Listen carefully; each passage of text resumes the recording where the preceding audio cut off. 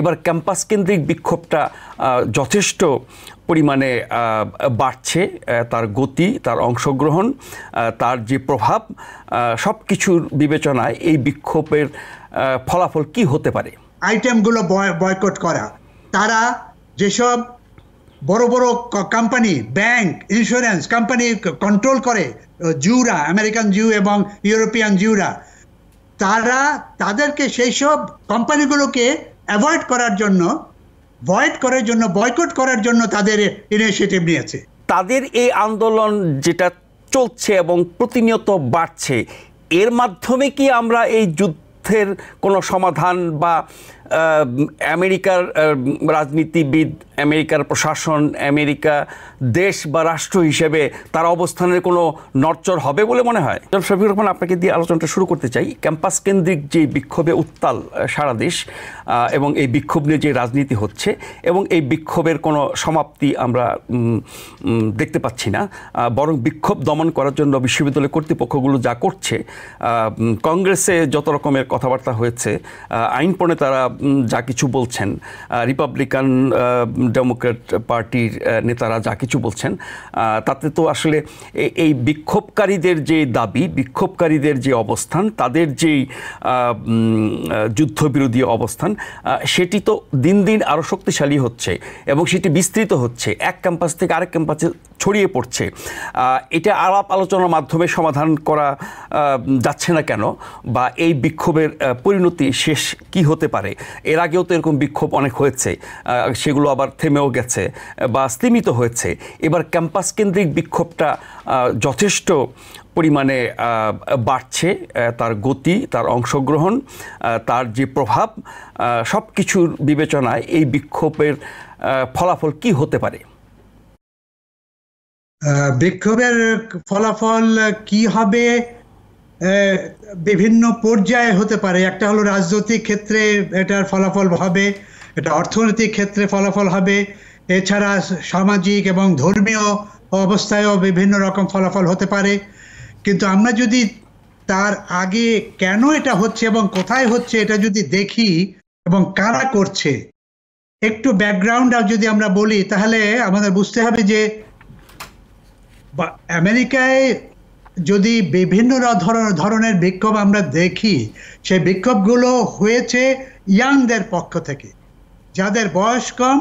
তারা সব সময়, যে আমরা যদি এন্টি ভিয়েতনাম, আপনাদের মনে আছে কিনা, যারা বা পড়েছেন কিনা, যারা ভিয়েতনামের 60 এবং 70-এর যে আন্দোলনগুলো দেখেছেন, যে এন্টি ভিয়েতনামের বিরুদ্ধে, আমেরিকায় ভিয়েতনাম যুদ্ধ হয়েছে 1955 থেকে 77 পর্যন্ত, 20 বছর ধরে ভিয়েতনামের পক্ষে কমিউনিস্টদের বিরুদ্ধে, চায়না এবং রাশিয়ার বিরুদ্ধে হয়েছে। সাধারণ লোক যত পার্টিসিপেট করেছে তার চেয়ে বেশি পার্টিসিপেট করেছে স্কুল, কলেজ, ইউনিভার্সিটির ছাত্ররা।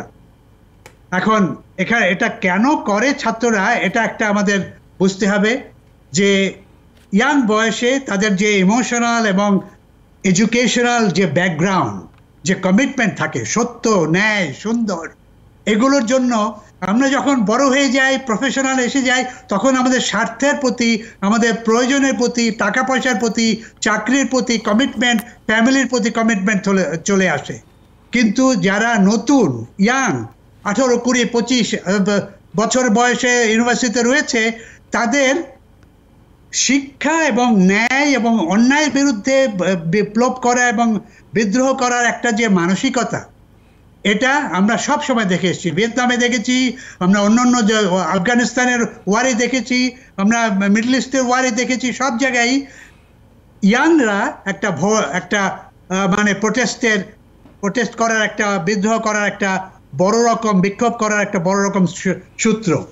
এখানে ইয়াংদের আমি আরেকটা বলবো, যে যারা তরুণ এবং ইয়াং, তারা আজকাল যে টেকনোলজি ইউজ করে এবং এই টেকনোলজি ইউজ করে যে তাড়াতাড়ি তাদের যে ধারণাগুলো ছড়িয়ে দিতে পারে এবং রিঅর্গানাইজ করতে পারে, এটার যে ক্যাপাসিটি, এই ক্যাপাসিটিতে তাদের ইনভলভমেন্ট এবং মানে কমিটমেন্ট অনেক বেড়ে গেছে।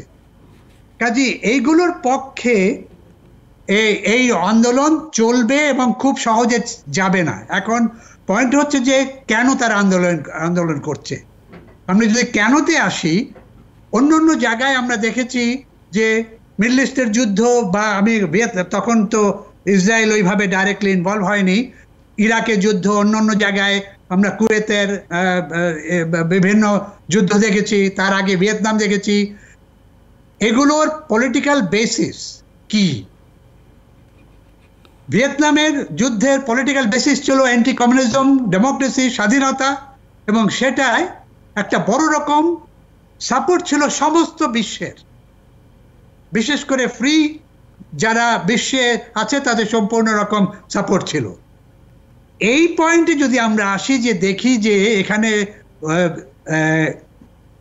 ইসরায়েল কি করছে, এবং ইসরায়েল যে ইনিশিয়েটিভ নিয়ে, হ্যাঁ হামাসরা মেরেছে, কিন্তু 70 বছর ধরে ইসরায়েল হামাসকে বেরিয়ে আসছে। হামাস তো পরে হয়েছে, ইসরায়েল প্যালেস্টাইনকে বেরিয়ে আসছে। প্যালেস্টাইনের স্বাধীনতার যে আন্দোলন বিভিন্নভাবে বিভিন্ন পর্যায়ে যে অবস্থায় গেছে আজকে, তার জন্য সম্পূর্ণ দায়ী ইসরায়েল। ইসরায়েলের দায়ী, এবং প্যালেস্টাইনের বিরুদ্ধে ইসরায়েল যে অন্যায় করেছে এত বছর ধরে, এখনো করে যাচ্ছে, সারা বিশ্ব এর প্রতিবাদ বিদ্রোহ করছে, কোনোভাবেই তো তার কোনো সমাধান হচ্ছে না। কিন্তু এত কিছুর পরে এই যে শিক্ষার্থীরা, যারা তরুণ, যারা বয়সে কম, যাদের মধ্যে ন্যায় অন্যায় বোধ বেশি, যাদের জাগতিক অন্যান্য চিন্তাভাবনা কম, তাদের এই আন্দোলন যেটা চলছে এবং প্রতিনিয়ত বাড়ছে, এর মাধ্যমে কি আমরা এই যুদ্ধের কোনো সমাধান বা আমেরিকার রাজনীতিবিদ, আমেরিকার প্রশাসন, আমেরিকা দেশ বা রাষ্ট্র হিসেবে তার অবস্থানের কোনো নড়চড় হবে বলে মনে হয়? নড়চড় হবে। এই জন্য আমি বলছি যে এই যে একটা থেকে আরেকটা ইউনিভার্সিটি, আরেকটা থেকে আরেকটা বিশ্ববিদ্যালয়ে চলে যাচ্ছে, এবং সারা বিশ্বে এদের প্যারেন্টসদের উপরে ইনফ্লুয়েন্স হবে এখন, এবং প্যারেন্টসরা ভাববে যে তাদের কি করতে হবে। এখন ওদের যে আন্দোলনের যে 2-3টে পয়েন্ট, একটা হচ্ছে যে ইসরায়েলের, আমি এখানে দেখেছি যে বিভিন্ন রকম আইটেমগুলো বয়কট করা। তারা যেসব বড় বড় company, bank, insurance company control করে, জুরা, আমেরিকান জু এবং ইউরোপিয়ান জুরা, তাদেরকে সেই সব কোম্পানিগুলোকে অ্যাভয়েড করার জন্য, বয়কট করার জন্য তাদের ইনিশিয়েটিভ নিয়েছে। শুধু তাই নয়, স্কুল, কলেজ, ইউনিভার্সিটিতে যেন জুইশ সাপোর্ট, টাকা পয়সা না নেওয়া হয়। জুইশ টাকা নিয়ে তারা জুইশ রিলিজিয়নটাকে সারা পৃথিবীতে ছড়িয়ে দেওয়ার যে প্রচেষ্টা, যেটা ইসরায়েলের এবং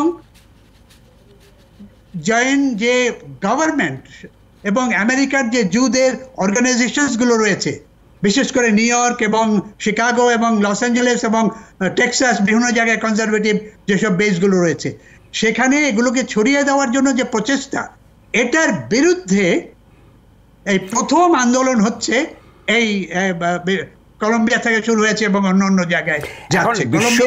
বিশ্ববিদ্যালয়গুলোর সাথে এই ইহুদি সংগঠনগুলোর সম্পর্ক ছিন্ন করার কথা তারা বলছে। বিষয়টা কি তাহলে ওই ধর্মের বিরোধিতা হয়ে যাচ্ছে কিনা ইসরায়েলের বিরোধিতার নামে? এটা ধর্মের বিরোধিতা না, এটা অন্যায়ের বিরোধিতা বলছে। কারণ প্যালেস্টাইনকে যে স্বাধীনতা দিচ্ছে না, এবং টু স্টেটের যে প্রিন্সিপাল এবং রুলস রয়েছে, জাতিসংঘ চেষ্টা করেছে, প্রেসিডেন্ট ক্লিন্টন চেষ্টা করেছে, অন্যান্য সময় বিভিন্ন লোক, ওবামা চেষ্টা করেছে, কিন্তু সেটি সফল হয়নি। এখনো সেটি বলা হয়, কিন্তু বাস্তবায়নের কোনো উদ্যোগ আমরা দেখি না। Because people sneeze. Because not everyone washes their hands. Because kids touch a lot of things. Set a date to get your flu and COVID shots and RSV if eligible. Because if you're wondering, should I get my flu and COVID shots? Think about other people. Learn more at nj.gov/health/vaccines. New York থেকে সম্প্রচারিত TVN 24 television বিশ্বজুড়ে বাঙালির কণ্ঠস্বর।